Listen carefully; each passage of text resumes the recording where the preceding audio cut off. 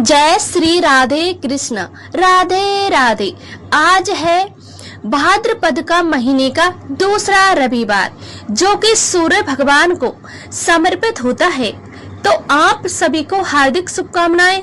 आप सभी का सुख सौभाग्य बना रहे। तो इस पावन अवसर पर हम सब सुनते हैं सूर्य भगवान की कथा। तो सारे भक्तजन इस कथा को प्रेम भाव से पूरा सुने और ज्यादा से ज्यादा दूसरे भक्तों को शेयर करें और कमेंट बॉक्स में सूर्य भगवान की जय लिखें। भगवान सूर्य देव के आशीर्वाद से आपके सारे मनोरथ पूर्ण हो जाए। पुराने समय की बात है, एक गांव में एक बुढ़िया रहा करती थी। उसके पति की सालों पहले मृत्यु हो गई। उस बुढ़िया के एक बेटा था, वह बहुत ही गरीब थी। माँ बेटे बड़ी मुश्किल से अपना जीवन यापन करती थी। उस बुढ़िया ने बड़ी ही मुश्किल से अपने बेटे को पाल पोस कर बड़ा किया था। गरीब के कारण माँ बेटे का गुजर बसर बड़ी ही मुश्किल से हो रहा था। एक दिन बुढ़िया का बेटा कहने लगा कि माँ, अब मैं बड़ा हो गया हूँ और आपने मेरे अपने पूरे जीवन बहुत ही मेहनत की है, बड़े यातन से मुझे पाला है। माँ, मैं अपने सपनों को पूरा करना चाहता हूँ। इसके लिए मुझे कोई काम की जरूरत है और मैंने सोचा है कि बाहर जाकर कोई कार्य शुरू करूं। और यहाँ गांव में तो मुझे कोई काम नहीं मिल रहा है। वह बुढ़िया बोली। अपने बेटे की मसाज जानकर मन ही मन बहुत ही खुश हुई और भगवान सूर्य देव का स्मरण करती हुई कहने लगी कि हे सूर्य भगवान, मेरे बेटे का अच्छा कारोबार चले, इसे समाज में खूब मान सम्मान मिले। और बुढ़िया का बेटा काम की तलाश में शहर चला जाता है। और बुढ़िया सूर्य देव की परम भक्त थी, तो वह तो नियमित रूप से रविवार का व्रत करती और रविवार को सूर्य उदय होने से पहले उठ जाया करती थी। घर में झाड़ू और करती, उसके बाद स्नान दाई से निवृत्त होकर घर में आंगन को गाय के गोबर से लीपकर स्वच्छ करती। उसके बाद उदय होते ही सूर्य भगवान की पूजा करते हुए रविवार व्रत कथा सुनती और अपने बेटे की सलामती की कामना करती। फिर शाम को सूर्य भगवान को भोग लगाकर एक ही समय भोजन करती थी। तो सूर्य देव की कृपा से बुढ़िया को किसी प्रकार की चिंता या कष्ट नहीं था। वह अपने बेटे की तरफ से बहुत ही खुश थी। बुढ़िया आंगन लीपने के लिए एक पड़ोसन के घर से गाय का गोबर लाती थी और वह पड़ोसन बुढ़िया खुश होकर उसे बहुत ही जलती थी। मन ही मन सोचती कि एक बेटा था जो काम का बहाना बनाकर शहर चला गया है और फिर भी पीछे से कितनी खुश रहती है। इसे कोई भी चिंता फिक्र क्यों नहीं है। मुझे इसका इस तरह बेवजह खुश रहना बर्दाश्त नहीं हो रहा है। कुछ ना कुछ तो करना ही होगा। ये घर का आंगन लीपने के लिए मेरे घर से गोबर लेकर जाती है तो मैं गाय को अंदर बांध लूंगी, फिर वह गोबर कैसे ले जाएगी। तो इस तरह से विचार मन में पालते हुए बुढ़िया की पड़ोसन ने शनिवार की शाम को गाय को घर के अंदर बांध लिया और रविवार को सुबह बुढ़िया जल्दी उठकर स्नान किया और फिर गोबर लाने के लिए पड़ोसन के घर गई।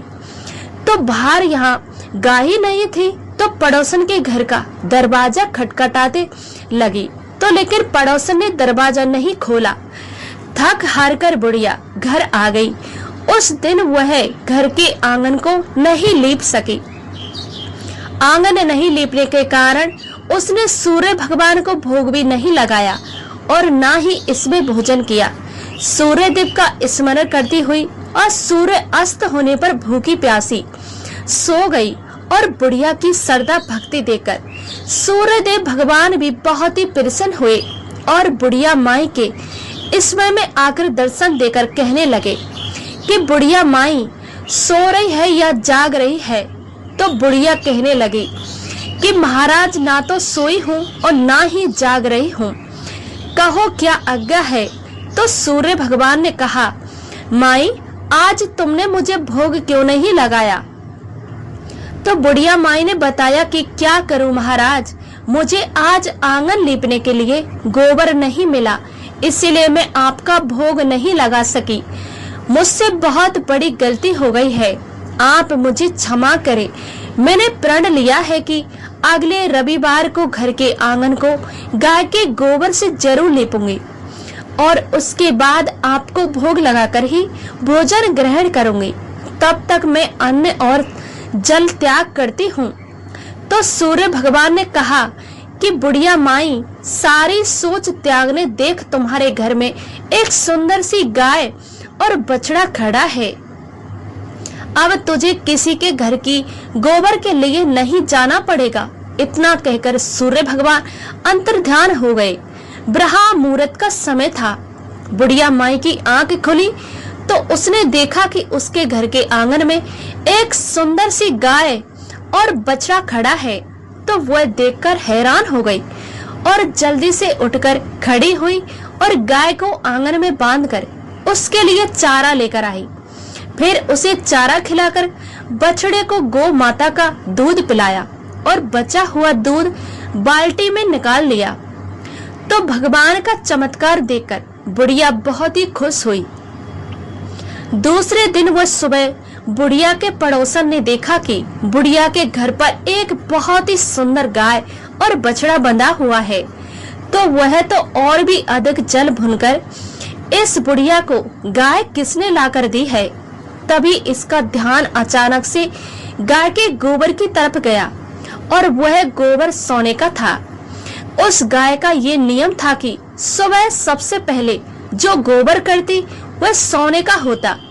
बुढ़िया माई को पता नहीं था और इससे पहले वह पड़ोसन उस गोबर को उठाकर अपने घर ले गई और अपनी गाय को गोबर लाकर वहां पर रख दिया। और बुढ़िया माई तो इस बात से अनजान थी। वह 6 दिन तक दूध पीकर ही अपना प्रण पूरा किया और फिर रविवार को सुबह जल्दी उठी और गाय चारा खिलाया, बछड़े को दूध पिलाया और फिर स्नान करके घर गाय के गोबर से लीप कर बड़े ही प्रेम भाव से सूर्य भगवान की पूजा अर्चना की। बूढ़ी माई को इस बात के बारे में पता ही नहीं था कि गाय पहला गोबर सोने का करती है, पर वह तो जितना मिल गया उसमें ही बहुत ही खुश थी। और पड़ोसन का नियम था कि वो रोजाना जल्दी आती और सोने का गोबर उठाकर अपने घर ले जाती और अपनी गाय का गोबर बुढ़िया की गाय के पास रख जाती। इस तरह समय बीतता गया। बुढ़िया पूरे प्रेम भाव से सूर्य देव की व्रत करती और लेकिन भगवान सूर्य को पड़ोसन की चालाकी का पता चला था। तो उन्होंने एक तेज आंधी चलाई। आंधी का प्रकोप देखकर बूढ़ी माई ने गाय को घर के अंदर बांध लिया और जब सुबह बुढ़िया उठी तो देखा कि गाय ने तो सोने का गोबर किया है। तो उससे बहुत ही आश्चर्य हुआ। उस दिन के बाद बूढ़ी माई रोजाना गाय को घर के अंदर ही बांधने लगी और सोने के गोबर से बुढ़िया कुछ ही दिनों में बहुत ही धनवान हो गई। तो बूढ़ी माई को इस तरह धनवान होता देखकर पड़ोसन बुरी तरह से जल भुन गई। उसने एक दिन अपने पति से कहा कि बुढ़िया के घर एक गाय है जो रोजाना सूर्य उदय होने से पहले सोने का गोबर देती है और पहले तो वह गाय को बाहर बांधती थी तो उस गोबर को मैं ले लेती। अब तो उसे पता चल गया है तो उसने गाय को घर के अंदर बांधना शुरू कर दिया है और देखो बुढ़िया कितनी धनवान हो गई है। इस तरह से सोने का गोबर देने वाली गाय बुढ़िया के घर पर किस काम की है। ये इतने सारे सोने के क्या करेगी। इसका एक बेटा था जो काम के बहाने से शहर चला गया है, पता नहीं वापस आएगा या नहीं आएगा। इसलिए हमें जनहित के लिए राजा के पास जाकर इस गाय के बारे में बताना चाहिए। उसका पति कहने लगा कि हाँ, मैं आज ही राजा के पास जाकर इस गाय के बारे में जरूर बताऊंगा। इस तरह गाय को राजा के पास होनी चाहिए ताकि जरूरतमंद लोगों में इसका उपयोग हो सके। तो इस तरह का विचार करके वह राजा के पास चला गया और जाकर कहा, हे राजन, हमारे नगर में एक बुढ़िया माई रहती है। उसके पास एक चमत्कारी गाय है जो रोजाना सूर्य उदय होने से पहले सोने का गोबर करती है। अब उस बुढ़िया के घर ऐसी गाय का क्या काम? इस तरह गाय तो आपके यहाँ होनी चाहिए। सोने का गोबर देने वाली गाय के बारे में सुनकर राजा बहुत ही प्रसन्न हुए और अपने सैनिकों को भेज दिया कि तुम जाओ और बुढ़िया के पास से उस गाय को लेकर आओ। और राजा की आज्ञा पाकर राजा के सिपाही उस बुढ़िया के घर गए और जाकर गाय को खूंटे से खोलने लगे। तो बुढ़िया माई ने कहने लगी कि आप कौन हैं और मेरी गाय को क्यों ले जा रहे हैं? वह कहने लगे कि हमें तो राजा ने भेजा है और इस गाय को राजमहल में मंगवाया है। तो वह बुढ़िया हाथ जोड़कर कहने लगी कि ये गाय मुझे सूर्य भगवान ने दी है। मैं रविवार का व्रत करती हूँ, तो मुझे घर का आंगन लीपने के लिए गाय का गोबर चाहिए।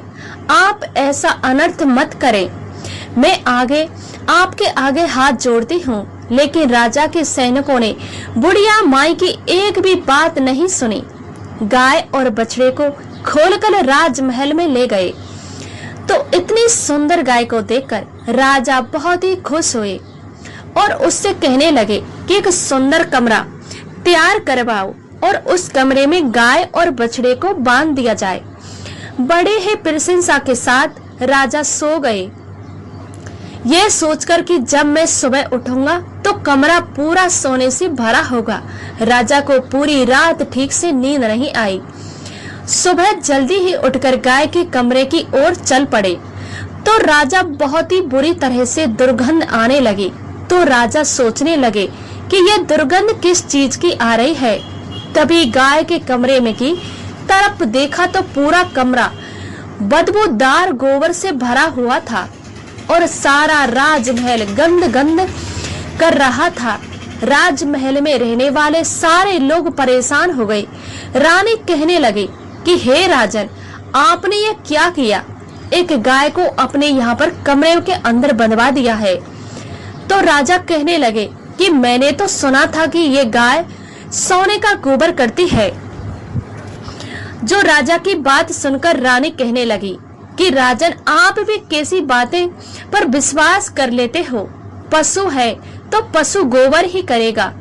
क्या आपने आज से पहले कभी सुना है कि गाय सोने का गोबर करती है?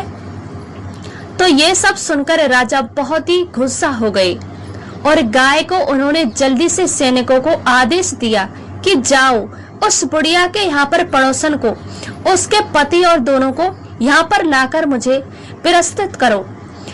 उन्हें इस दुष्टता का भयंकर दंड दिया जाएगा। और राजा के सैनिक बुढ़िया की पड़ोसन को उसके पति को लेने के लिए चल गए।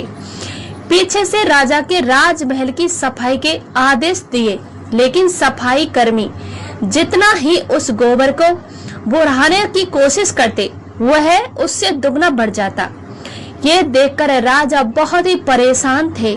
तभी राजा के सैनिक बुढ़िया पड़ोसन को और उसके पति को लेकर आ गए।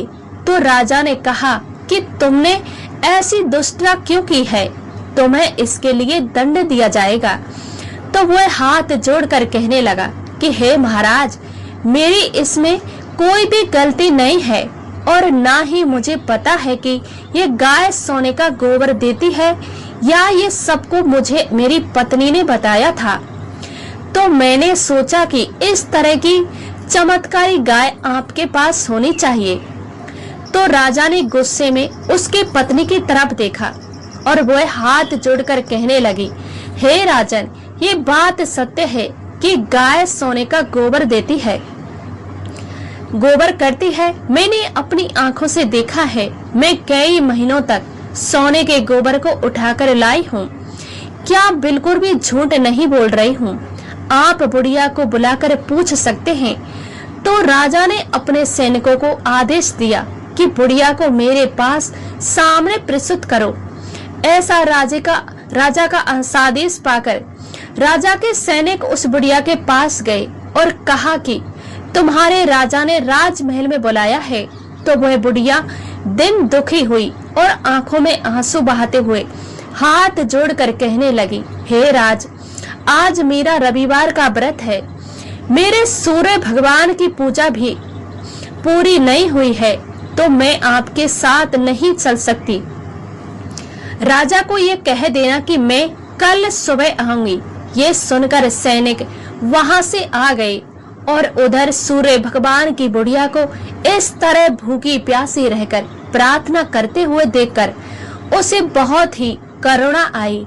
तो उसी रात सूर्य भगवान ने राजा के ईश्वर में जाकर कहा कि हे राजन, बुढ़िया की गाय बछड़ा तुरंत लौटा दो, नहीं तो तुम विपत्तियों में पहाड़ टूट पड़ेगा, तुम्हारा महल नष्ट हो जाएगा। ये गाय मैंने ही उस बुढ़िया को दी है। वह सच्ची लगन से मेरे रविवार का व्रत और पूजा पाठ करती है, इसीलिए अच्छा होगा कि तुम सुबह इस गाय को बछड़े को बुढ़िया के घर पर पहुंचा दो। तो सूर्य भगवान के इस तरह वचनों को राजा भयभीत हो गए और सुबह होते ही सैनिकों को बुलाया, आज्ञा दी, जाओ गाय और बछड़े को बुढ़िया को लौटा दो। तभी बुढ़िया अपने वचन के अनुसार वहां पर आ गई और हाथ जोड़कर राजा से कहने लगी, हे महाराज, आपने मुझे क्यों याद किया? साथ ही वह बुरी तरह से रो भी रही थी। तो राजा अपने सिंहासन से उठ खड़े हुए और बुढ़िया के चरणों में गिरकर कहने लगे कि हे माई, मुझसे बहुत बड़ी गलती हो गई है, आप मुझे माफ कर दीजिए। आप मेरी माता के सम्मान हैं। मैं तो अभी अभी सैनों के साथ आपकी गाय और बछड़े को भेज रहा था। आप मुझे पता नहीं था कि आपको ये गाय सूर्य भगवान ने दी है। तो बुढ़िया ये चमत्कार देखकर फिर से प्रसन्न हुई और मन ही मन भगवान सूर्य का धन्यवाद करने लगी। राजा कहने लगा कि आप माई मेरी माता के सम्मान हैं, आप चाहे तो मेरे राजमहल में रह सकते हैं। बुढ़िया माई कहने लगी, नहीं राजन, मेरा एक बेटा है जो धन कमाने के लिए शहर गया है, बहुत ही जल्द आने वाला है, मुझे अपने घर तो जाना ही होगा। ये कहकर बुढ़िया माई वहां से चल पड़ी। तो राजा ने बड़ी ही माई को खूब सारा धन और गाय बछड़े के साथ विदा किया और कहा कि जब आपका बेटा आ जाए तो उसे मेरे पास भेजना, मैं अपने यहाँ सैनिक देना चाहता हूँ। ये सुनकर बुढ़िया बहुत ही खुश हुई और गाय बछड़े के साथ अपने घर आ गई। और फिर राजा ने उसको पड़ोसन को और उसके पति को बुलाकर उसकी दृष्टा के लिए उन्हें दंड दिया और फिर पूरे राजा में घोषणा करवाई कि सारी स्त्री और पुरुष रविवार का व्रत करें और सूर्य भगवान की पूजा करें। तो राजा का कहना मानकर सारे नगरवासी रविवार का व्रत करने लगे। रविवार का व्रत करने से सूर्य भगवान की कृपा हुई तो सभी लोगों को घर में धन्य धान्य से भर गए। पूरे राजा में चारों ओर खुशहाली छा गई। सारे स्त्री और पुरुष सुखी जीवन यापन करने लगे और सभी लोगों के शारीरिक कष्ट दूर हो गए। और बुढ़िया माई ने सूर्य भगवान से प्रार्थना की कि भगवान, आपका दिया सब कुछ है और अब मैं चाहती हूँ कि जल्द से मेरा बेटा घर पर आ जाए। जब से गया है वह गया है, मुझे उसकी कोई भी खबर नहीं है। मुझे दिन रात यही चिंता सताती है, ना जाने वह कहाँ होगा, किस हाल में होगा, उसे कोई भी कार्य मिला है या नहीं मिला है। हे सूर्य भगवान, आपका दिया सब कुछ है, अब आप ऐसी कृपा करें कि वह जल्द से घर आ जाए। तो थोड़े ही दिनों के बाद बुढ़िया का बेटा धन कमाकर लौट आया। अपने बेटे को वापस आया देखकर बुढ़िया माई बहुत ही खुश हुई। फिर अच्छा सा रिश्ता देखकर अपने बेटे का विवाह कर दिया। 10 महीने बुढ़िया की बहू ने बहुत ही सुंदर पुत्र को जन्म दिया। इस तरह से बुढ़िया सूर्य भगवान के व्रत को और पूजा पाठ से सुखी संपन्न हो गई। अपने जीवन के समस्त सुखों को भोग कर करती है अंत में मोक्ष धाम को। सूर्य भगवान आपने जिस तरह बुढ़िया माई को धन वैभव मान और सम्मान परिवार का सुख दिया, उसी तरह सबको देना। जो भी आपका व्रत करे, पूजा पाठ करे और आपकी कथा सुने, आपकी कथा को कहे और सुने या सुनाए, फिर हुकारा भरे, उसकी सभी मनोकामना पूर्ण करना। प्रेम से बोलिए सूर्य भगवान देवता की जय। जय हो। कथा सुनकर आपको कैसा लगा कमेंट करके जरूर बताना। भगवान सूर्य देव के आशीर्वाद से आपके सारे मनोरथ पूर्ण हो। जय श्री कृष्ण। राधे राधे।